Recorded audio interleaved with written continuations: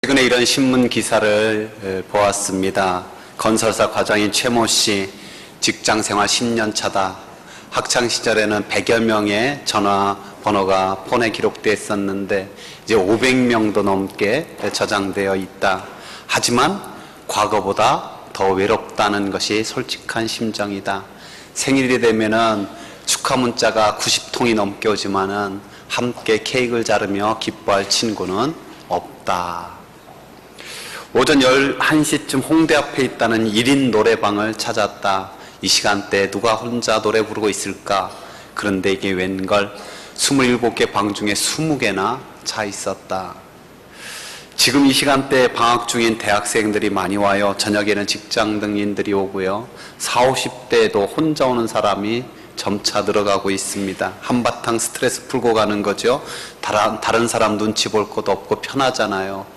그 노래방 관계자의 말이 납니다. 요즘에 혼밥, 무슨 것 뜻인지 잘 알죠? 혼자 밥 먹기, 혼술, 혼자 술 마시기, 혼노, 혼자 노래방 가고, 혼영, 혼자 영화관 가고, 혼놀 문화, 혼자 놀기 문화가 점차 확산되고 있다라고 많이 들었습니다. 그런데 사람들이 참 많은 관계성 속에 이렇게 살고 있지만은, 더 많은 사람 알고 있지만은, 또 하루에 카톡 500통씩도 오고, 단체 카톡방, 밴드, 인스타그램, 근데 솔직히 무섭다, 허무하다, 외롭다라고 말한다는 거예요. 기자는 이런 일이 생기는 것, 이런 사회적 현상이 있는 것, 얇고 넓은 관계만 있지, 정말 깊은 관계가 너무너무 없기 때문이다라고 지적을 합니다. 그 지적이 일리 있다고 생각하면서도 또 한편 아쉬운 건 이런 거예요. 우리 사람은 사람과의 관계성 속에서만 모든 것이 이루어지지 않습니다.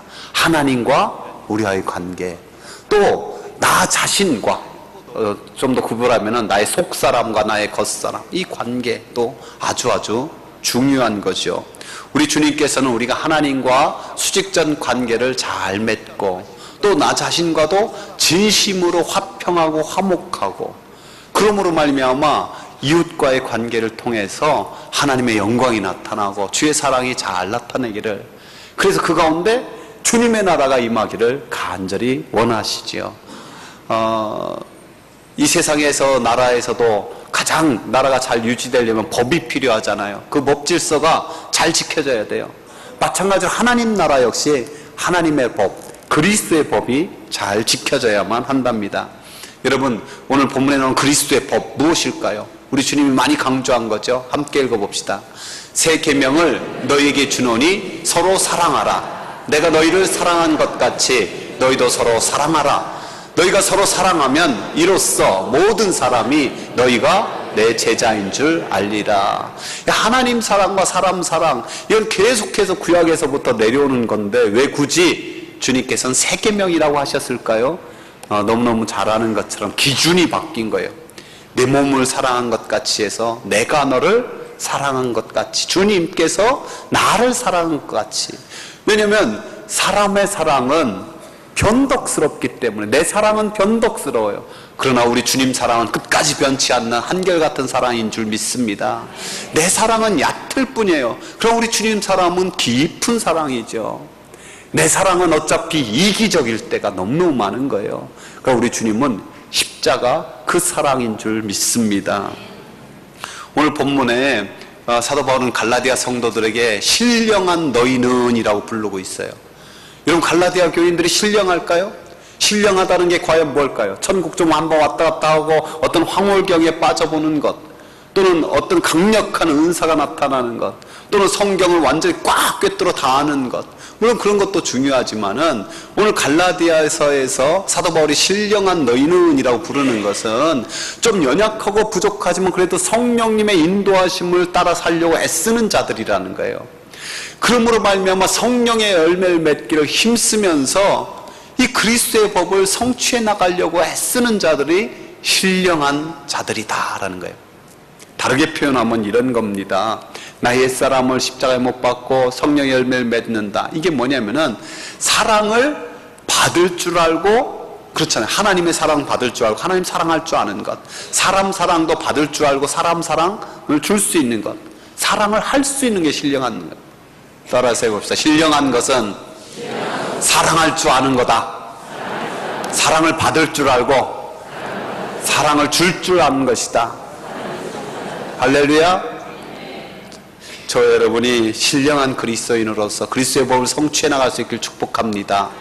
구체적으로 우리가 그리스도의 법을 성취하려면 어떻게 될까요? 먼저 자신을 살펴야 됨을 말씀하고 있어요.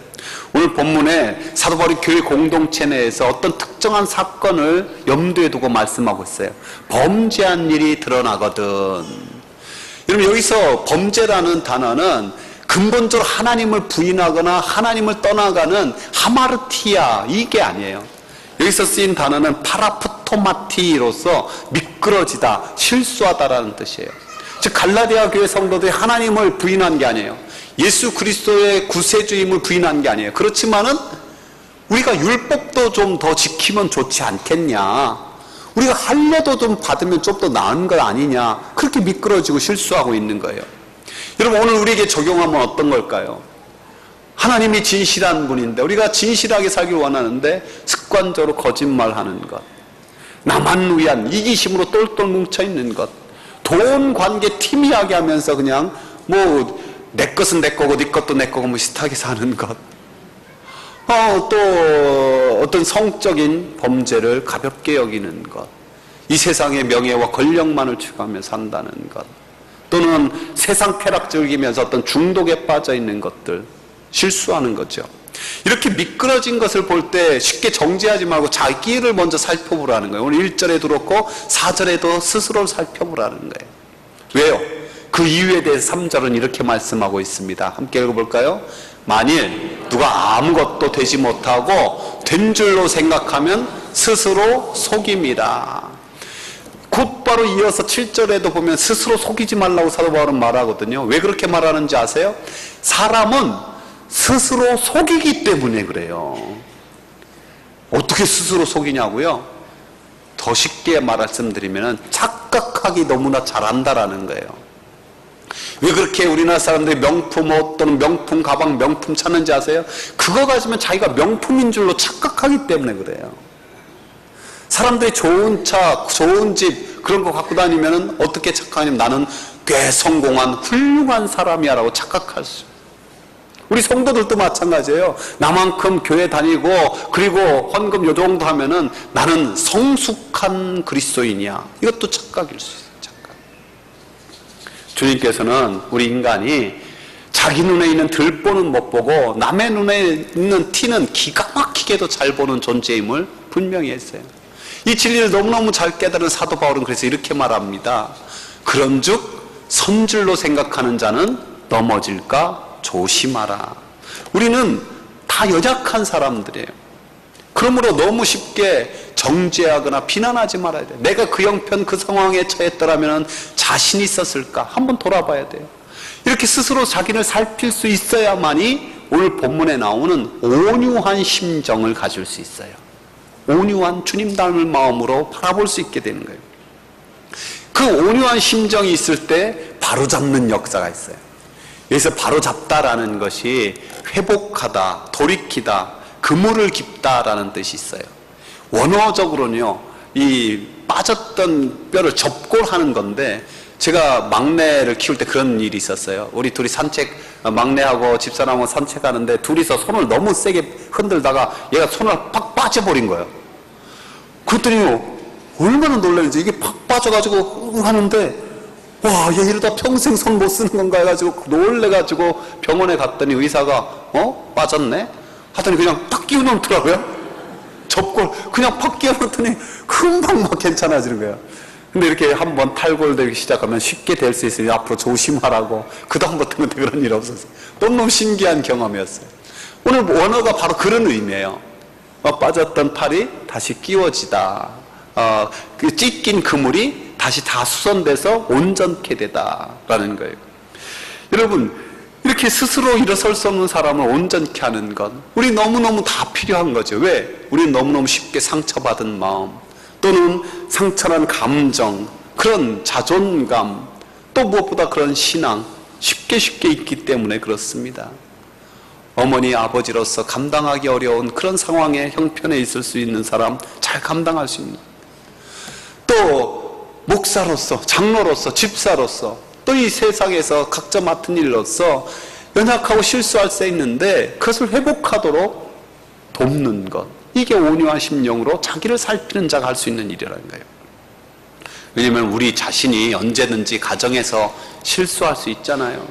또 사회에서도 그럴 수 있잖아요. 교회에서조차 또한 분명히. 왜? 여기 완벽한 의인들만 모여있는 곳이 아니니까. 그런데 안타깝게도 이렇게 회복을 위해서 참으로 온유한 심정으로 도와주는 사람보다는 우리는 너무 쉽게 정죄하고 비난하기 쉬워요. 예수님께서 가늠하다 현장에 잡힌 여인을 데려왔을 때 어떻게 하셨습니까? 돌을 손에 들고 그냥 넌 말씀만 하면 그냥 내려치려는 그 혈기등등한 사람들에게 가만히 바라보시면서 너희 중에 죄 없는 자가 먼저 돌로 치라. 그 권위의 말씀에 양심의 찔림을 받아서 하나씩 돌을 떨어뜨리고 말죠. 모두가 돌아간 후에 주님께서는 그 여인에게 이렇게 말하셨어요. 나도 너를 정죄하지 아니하노니 가서 다시는 죄를 범하지 말라. 이것이 온유한 심령으로 자기 자신을 살피게 하시고 또한 회복시켜 주시는 주님의 놀라운 사역이죠. 독일의 대문호인 괴테가 손님 맞이하기를 즐겨했대요. 그래서 많은 사람들이 그에게 찾아가서 한 말씀이라도 듣고 그를 보는 것 영광스럽게 생각했죠. 근데 그들 중에서는 찾아와서 남의 험담이나 자기 자랑이나 상스러운 말을 하는 경우가 있었대요. 그때마다 괴테는 단호하게 이렇게 말했다고 합니다. 휴지나 음식 부스러기를 우리 집에 흘리는 것 괜찮습니다만 험담, 거짓, 교만, 더러운 말을 흘리는 것만은 용납할 수가 없습니다. 그런 말들은 내 집에 남기지 말고 남겨가지 마시고 모두 주워가십시오. 추한 말들은 우리 집 공기와 행복을 더럽히기 때문입니다. 사랑하는 성도 여러분, 저와 여러분이 언제나 먼저 자신을 살펴보아 온유한 심령을 가지고 그리스도의 법을 성취해 나갈 수 있는 주의 사람들 되길 축복합니다. 우리가 그리스도의 법을 성취하려면은 먼저 자신을 살펴야 돼요. 또한 먼저 자기 짐을 질 줄 알아야 된답니다. 그리스도의 법을 성취하며 살기 원하는 사람들에게 우리 주님께서는 각각 자기 짐을 지라라고 말씀하고 있어요. 남이 어떻게 됐든지 나만 잘 살면 된다는 이기심도 문제지만은 자기의 짐은 내팽겨치고 남의 일만 끼어드는 경우가 종종 있어요. 자기 가정일은 돌보지 않고 그저 그냥 남의 일만. 교회도 비슷해요. 자기 교회 일 잘 섬길 것을 생각하지 않고 외부 일만 바쁜 경우도 있을 수 있단 말이에요. 제가 서울에서 사역할 때 안타까운 일이 하나 있었는데 한 15년 된 가정이 이혼하게 됐어요. 근데 그 이혼 사유가 뭐냐면은 그 남편이 자꾸만 가정은 돌보지 않고 자원봉사에 빠진 거예요. 한 6, 7개 자원봉사 총무를 다 맡고 다니는 거야, 그냥. 그 안타까워서 좀 제발 직장도 좀 지그시 다니고 그러고 교회 어른들이 직장 몇 번을 구해줘도 몇 달 못 버티고 그냥 가서 그냥 자원봉사하면 잘한다 그 소리에 그냥 취해가지고 견디다 못해 깨어지고 말더라고. 예수님께서는 자신에게 주는 그리스도시다, 하나님의 아들이라 고백한 제자들 십자가를 설명하잖아요. 그것을 외면할 때 주님께서 이렇게 단호히 말씀하셨어요. 함께 읽어봅시다. 누구든지 나를 따라오려거든 자기를 부인하고 자기 십자가를 지고 나를 따를 것이니라. 내 짐을 분명히 지라는 거예요. 내 사명, 내 십자가 분명히 있다는 거예요. 어떤 목사가 성도들과 함께 수레를 끌고 먼 길을 떠났어요. 처음에 찬송 부르며 잘 가고 있었어요.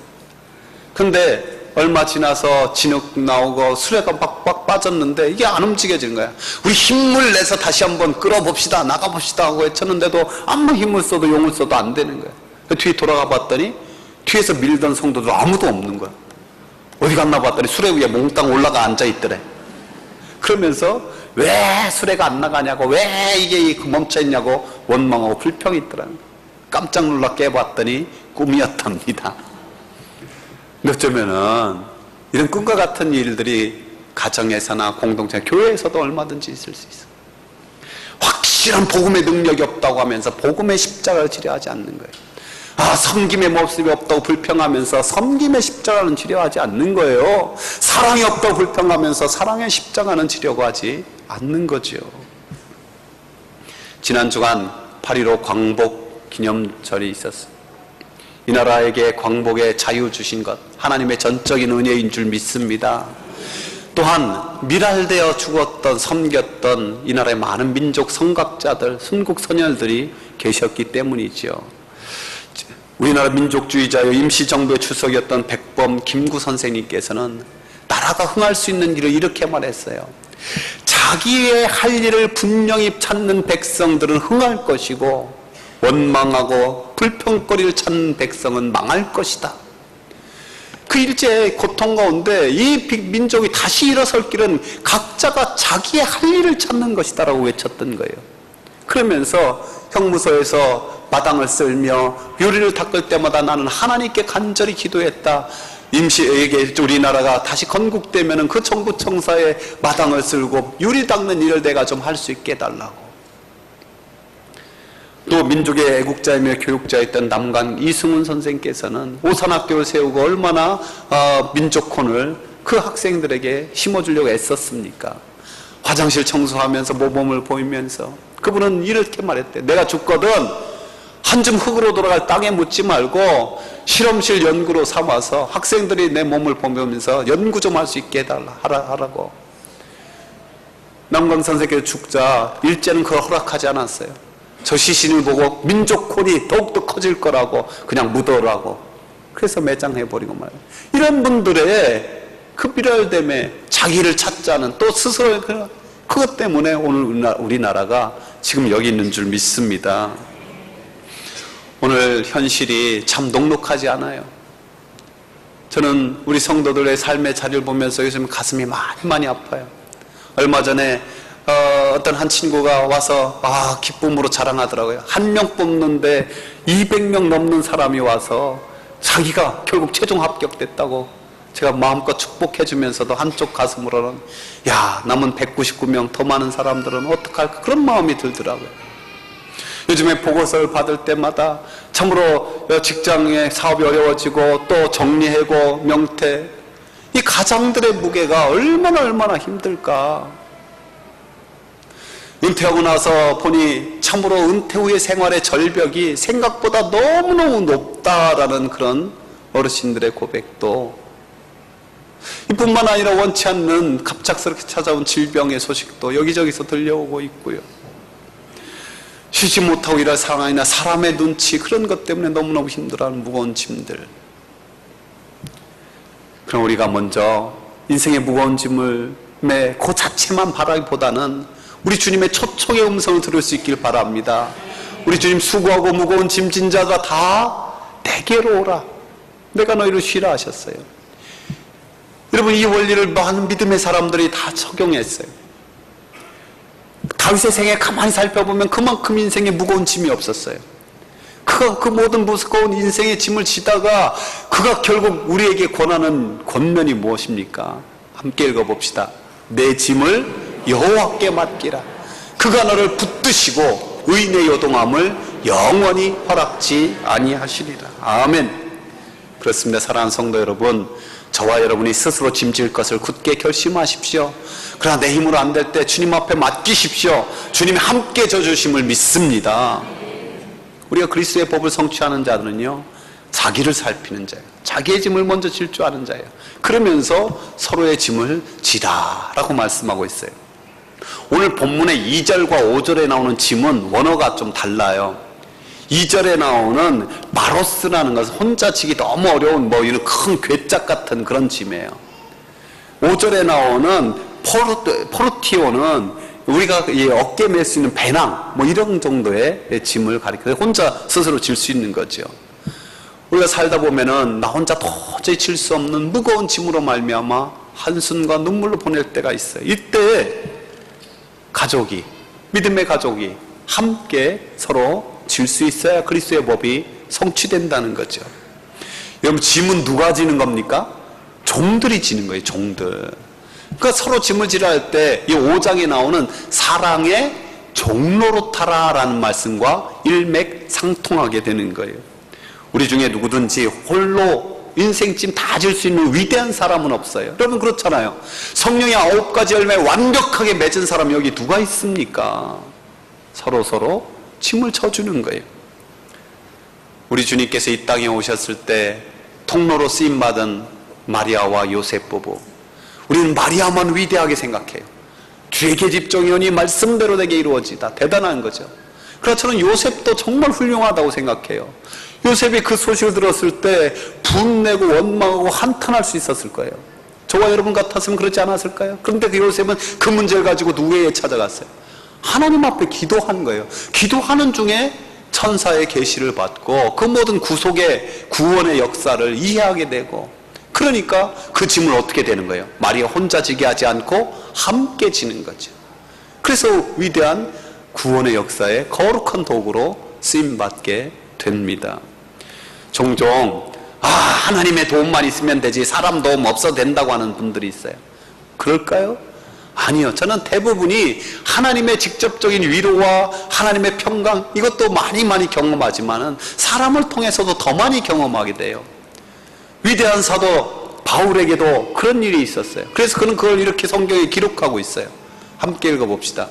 우리가 마게도냐에 이르렀을 때에도 우리 육체가 편하지 못하였고 사방으로 환난을 당하여 밖으로는 다툼이요 안으로는 두려움이었노라. 그러나 낙심한 자들을 위로하시는 하나님이 디도가 오므로 우리를 위로하셨으니, 사도 바울도 편하지 못하고 환난 당하고 이 밖으로는 박해가 있고 내적으로 두려움, 그에게도 가득 찰 때가 있었어요. 근데 하나님의 위로가 임했는데, 하나님의 위로가 어떻게 임했냐? 디도를 통해서 하나님의 큰 위로를 받게 했다라고 말씀하고 있는 거예요. 우리가 서로 짐을 지랄 때 내 짐도 못하는데 이건 너무 큰 것이 아닐 수도 있어요. 조엘 오스틴 목사는 이런 말을 하거든요. 종종 우리가 시간을 내어 들어주기만 해도 상대방의 삶에 치유의 역사가 시작되곤 한다. 오늘날에는 한이 맺힌 사람이 많다. 그렇죠? 그러나 더 큰 문제는 그것을 이야기할 사람이 없다는 점이다. 그만큼 서로를 믿을 만한 사람이 없다. 고통에 빠진 사람을 정죄하고 비난하는 대신 연민의 마음을 열고 들을 길을 빌려주기만 해도 그들의 짐은 한결 가벼워진다. 그들의 문제에 일일이 해결책을 제시할 필요도 없다. 관심을 보여주기만 해도 놀라운 일이 벌어진다. 이 원리를 사도 바울은 이런 하나님의 말씀으로 우리에게 권면해 준답니다. 함께 읽어봅시다. 즐거워하는 자들과 함께 즐거워하고 우는 자들과 함께 올라 서로 마음을 같이하여 높은 데 마음을 두지 말고 도리어 낮은 데 처하며 스스로 지혜 있는 채 하지 말라. 여러분, 기쁜 일이 있을 때 사심없이 함께 정말 축하하며 기뻐해 주는 것, 질투하지 않고, 이거 쉽지 않아요. 또 슬퍼한 일이 있을 때 정말 아파하면서 함께 울어줄 수 있는 것, 이게 서로 짐을 지는 거예요. 잘난 체하지 말고 지혜로운 체하지 말고 이렇게 마음을 같이 하여서 그 온유한 심정으로 정말 함께하는 것, 이게 서로 짐을 져주는 것이다. 저와 여러분이 또 여러분의 가정 속에서 또 우리 교회 공동체 속에서 이 귀한 서로 짐을 짐으로 그리스도의 법이 성취되는 역사를 맛볼 수 있기를 주님의 이름으로 축복합니다. 지난 수요일 생명의 삶에 묵상 에세이에 이런 글이 실려 있어서 찔리기도 하고 참 생각도 하게 됐어요. 선교사님들이 중앙아프리카에 선교하던 중에 어떤 문제로 인해서 다툼이 막 일어나서 서로 좀 이렇게 관계가 안 좋은 거예요. 사실 지금도 선교지에 많이 그런 일이 있어요. 흔히 말하기를 선교사의 적은 선교사다, 그런 말이 있거든요. 근데 그 모습을 보고 복음을 받아들이게 된 사람들이 찾아온 거예요. 찾아와서는 이제 우리 예수님 안 믿고 교회 안 올 거라고. 그래서 왜 그러냐고 그 이유를 물어봤더니 선교사님들 말 도대체 믿을 수가 없다고. 입으로는 용서와 사랑을 말하는데 선교사님들 모습 보니까 용서 사랑이 하나도 없는데 우리가 그걸 어떻게 믿냐고. 선교사님들이 말한 예수님의 사랑도 도대체 믿을 수가 없다고. 햄머로 뒤통수 제대로 딱 맞은 것 같은 감사하게도 그 말을 듣고 회개하고 다시 잘 협력해 선교를. 근데 여러분, 이것이 그때만 있는 일이 아니에요. 선교지에만 있는 일이 아니에요. 우리 교회는 없을까요? 세계적인 신학자 토레이에게 학생들이 찾아와 이런 질문을 했답니다. 이 세상에 많은 성경 번역본들이 있는데 그 중에 최고의 번역본은 무엇입니까? 토레이가 한마디로 강력하게 말했어요. 가장 좋은 번역본은 자네들의 삶으로 번역되는 하나님의 말씀이네. 사랑하는 성도 여러분, 저 여러분이 성령의 인도하심을 따라 성령의 열매를 맺어가면서 참 우리 삶으로 하나님의 말씀이 번역되어지는 이 그리스도의 법이 성취되는 역사를 조금씩이라도 써갈 수 있기를 주의 이름으로 축복합니다.